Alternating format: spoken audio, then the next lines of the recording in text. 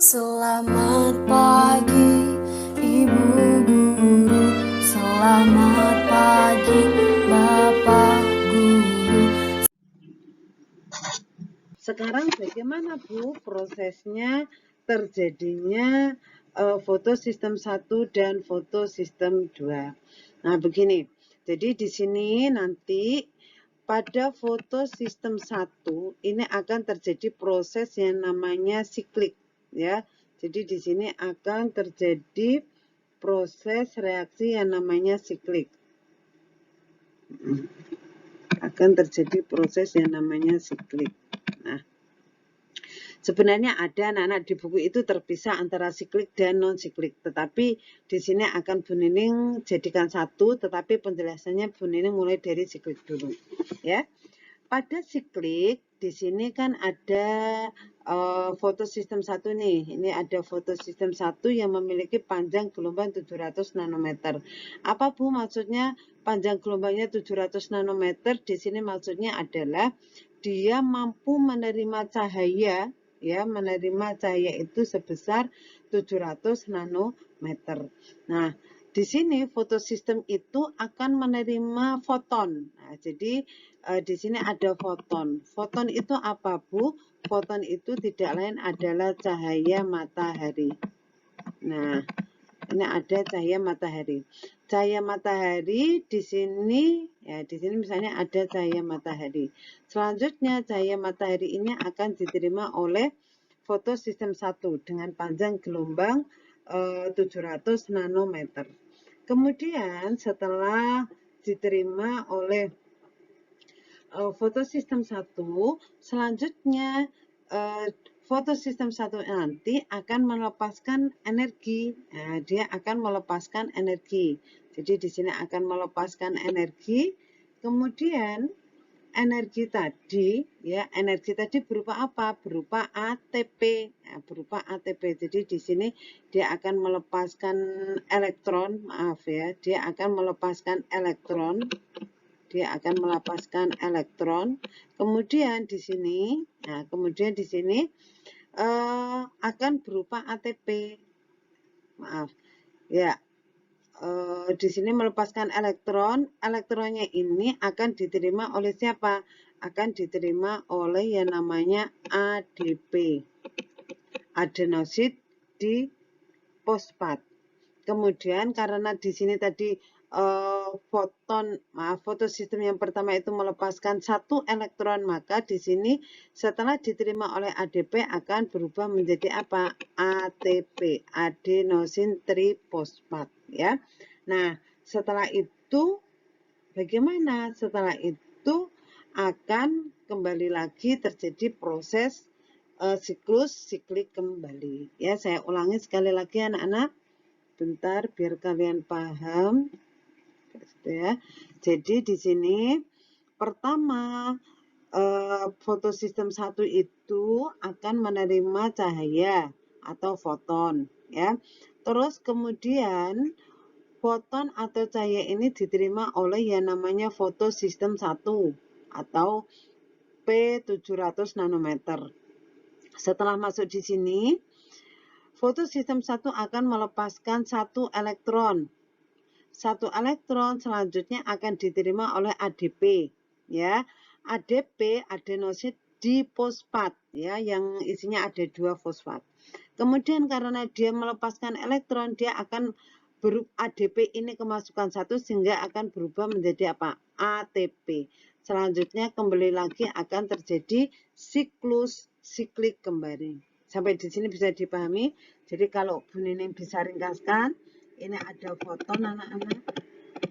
Ini proses siklik ya. Siklik. Nah, seperti ini. Nah, ada foton atau cahaya.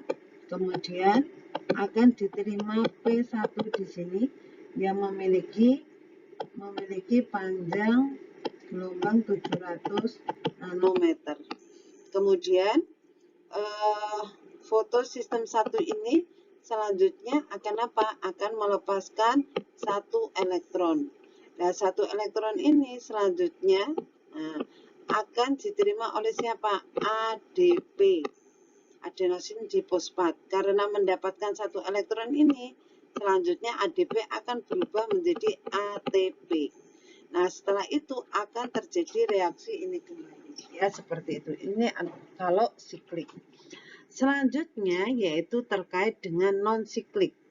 Non-siklik siapa yang melepaskan atau yang berperanan di dalam proses non-siklik? Ya, sebenarnya kalau kalian sudah bisa memahami di siklik, kamu akan mudah untuk memahami materi yang ada di non-siklik. Ya, jadi seperti ini anak-anak. Di dalam non-siklik yang berperanan adalah siapa? Yang berperanan adalah fotosistem 2. Di mana fotosistem 2 memiliki panjang gelombang berapa? Memiliki panjang gelombang 680 nanometer. Bagaimana di sini Bu prosesnya? Sama anak-anak, ada cahaya atau foton masuk di fotosistem 1, diterima oleh fotosistem 1 yang memiliki panjang gelombang 680 nanometer.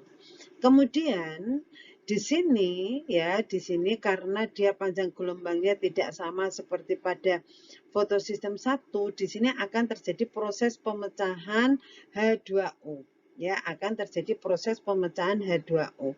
Proses pemecahan H2O ini nanti akan menjadi apa? Akan menjadi H+, nah ini akan menjadi ini 2H+ plus setengah O2. Nah, ini jadi nanti proses pemecahannya H2O ya. Jadi pemecahan H2O itu akan menjadi bagaimana? Akan menjadi 2H+ plus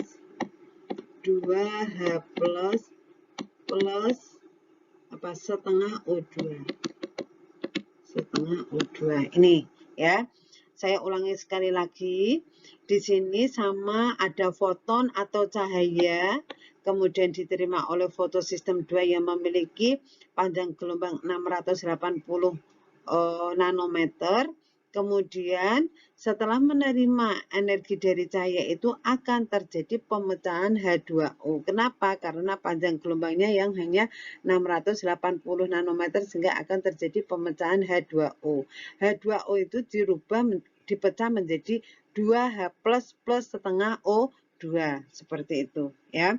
Setelah itu dia melepaskan elektron ya yang diterima oleh akseptor primer.